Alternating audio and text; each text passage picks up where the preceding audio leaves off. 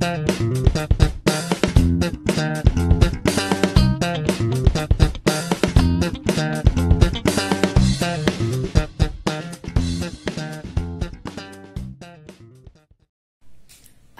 আলাইকুম সুপ্রিয় শিক্ষার্থীরা, রাষ্ট্রবিজ্ঞান অনলাইন ক্লাসে তোমাদের স্বাগত।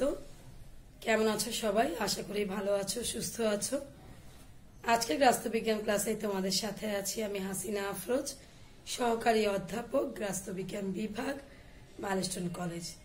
বিগত কয়েকটি ক্লাসে আমরা মূল্যবোধ, লক্ষ্য এবং মান নিয়ে আলোচনা করেছি।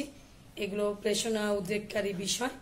এই বিষয়গুলো একটির সঙ্গে আরেকটি আন্তঃসম্পর্কযুক্ত। মূল্যবোধ, লক্ষ্য, মান যে আন্তঃসম্পর্কযুক্ত, আজকে সেই বিষয় নিয়ে বিস্তারিত আলোচনা করব। আজকে আমাদের মূল আলোচনার বিষয় হচ্ছে মূল্যবোধ, লক্ষ্য ও মানের আন্তঃসম্পর্ক, যা পাঠ ৭ অধ্যায় ১-এর অন্তর্ভুক্ত। চলো বিস্তারিত আলোচনায় যাই।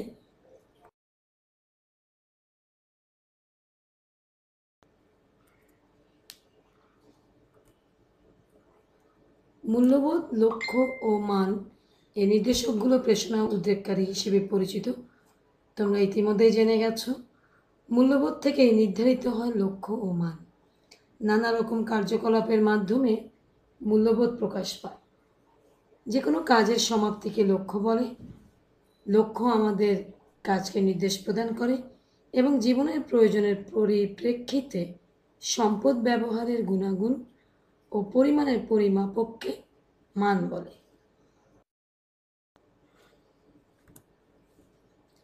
মূল্যবোধ, লক্ষ্য এবং মান কিভাবে সম্পর্কযুক্ত? লক্ষ্য এবং মূল্যবোধ সম্পর্কযুক্ত। প্রত্যেক পরিবার জীবনের বিভিন্ন সময় মূল্যবোধকে যাচাই করে এবং এর পরিপ্রেক্ষিতে পরিবারের চাহিদা বা লক্ষ্যকে পরিবর্তন করে। এভাবে পরিবারের কাজের সমাপ্তিকে লক্ষ্য প্রকাশ পায়। মূল্যবোধ থেকে লক্ষ্যের উৎপত্তি। লক্ষ্য থেকেই মূল্যবোধ বাস্তবায়িত হয়। মূল্যবোধ থেকে লক্ষ্য নির্ধারিত হয় এবং এর মানদণ্ড রূপে বিবেচিত হয়। লক্ষ্যের মধ্য দিয়ে ঘটনা ও পরিস্থিতি প্রকাশ পায়।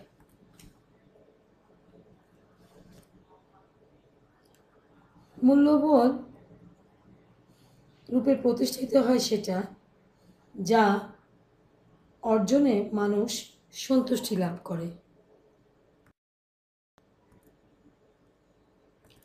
তোমাদের যখন প্রশ্ন আসবে মূল্যবোধ, লক্ষ্য এবং মানের আন্তঃসম্পর্ক বিশ্লেষণ করো, তোমরা তখন এই রেখাচিত্রটি উত্তরের সাথে দিয়ে দিবে।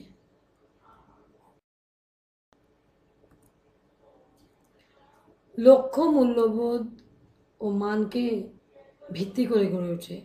যখন মান রক্ষা করা পরিবারের জন্য একান্ত কাম্য, তখন লক্ষ্য সে আঙ্গিকে নির্ধারিত হয়।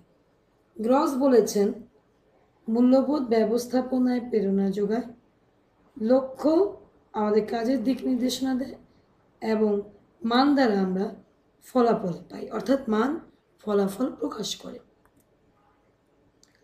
লক্ষ্য মানের তুলনায় মূল্যবোধ অধিকতর ব্যাপক, অর্থাৎ অধিকতর স্পষ্ট।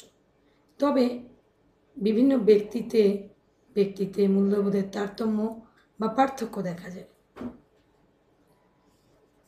মূল্যবোধ লক্ষ্যের ভিত্তি।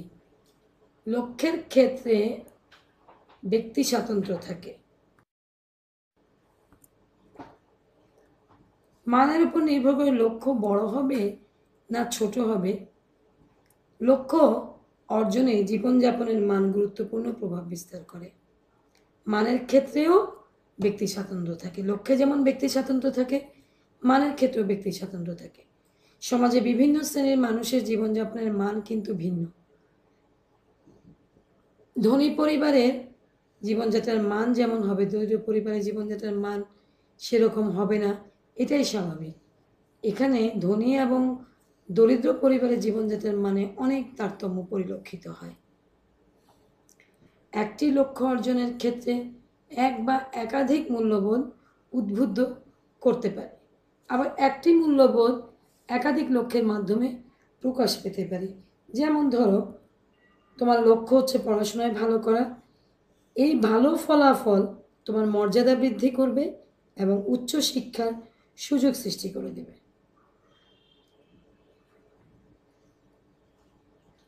এরপরে লক্ষ্যের যদি পরিবর্তন ঘটে তাহলে মানেরও পরিবর্তন হতে পারে।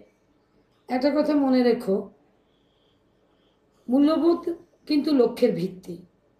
লক্ষ্যের ক্ষেত্রে যেমন ব্যক্তি স্বাতন্ত্র্য থাকে, মানেও ব্যক্তি স্বাতন্ত্র্য থাকে।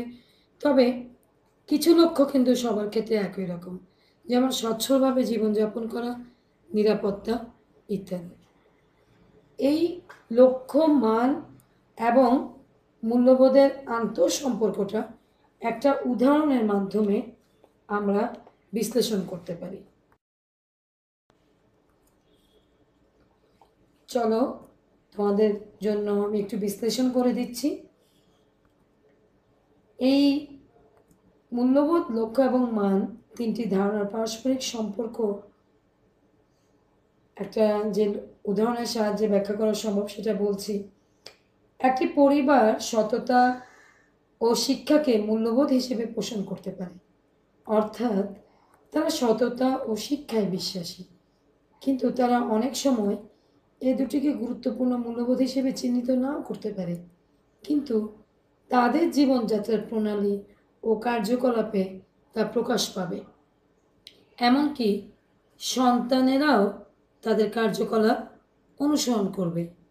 পরিবারটি শিক্ষার গুরুত্ব মূল্যায়ন করে ভবিষ্যতের জন্য লক্ষ্য স্থির করবে। পরিবারের বাবা মা ও সন্তানেরা শিক্ষা অর্জনকে কী রকম গুরুত্ব দেয় এর উপর নির্ভর করে তাদের শিক্ষার মান, যা একই সঙ্গে তাদের লেখাপড়ার ধরনকেও প্রভাবিত করে। তারা উচ্চশিক্ষার জন্য পরীক্ষায় ভালো ফলাফল করতে চেষ্টা করবে।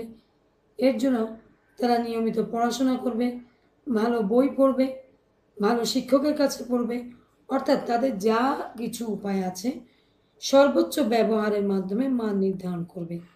এভাবে পারিবারিক মূল্যবোধ শিক্ষা সন্তানদের লক্ষ্য স্থির করতে অনুপ্রাণিত করে। এই লক্ষ্য কিভাবে অর্জন করা যাবে তার জন্য লক্ষ্যই সম্পদের ব্যবহারে মান নির্ধারণ করবে, অর্থাৎ মূল্যবোধ লক্ষ্য স্থির ও তা অর্জনের জন্য মান নির্ধারণে প্রধান নির্দেশকের ভূমিকা পালন করে। তাহলে আমার মনে হয় এই উদাহরণের সাহায্যে তোমরা লক্ষ্য, মূল্যবোধ এবং মানের আন্তঃসম্পর্কটা আরও ভালো করে বুঝতে পেরেছ। বইয়ের সাহায্য নিয়ে, ভিডিও দেখে ভালো করে এই আন্তঃসম্পর্কটা পড়ে ফেলবে। সকলকে ধন্যবাদ, ভালো থেকো।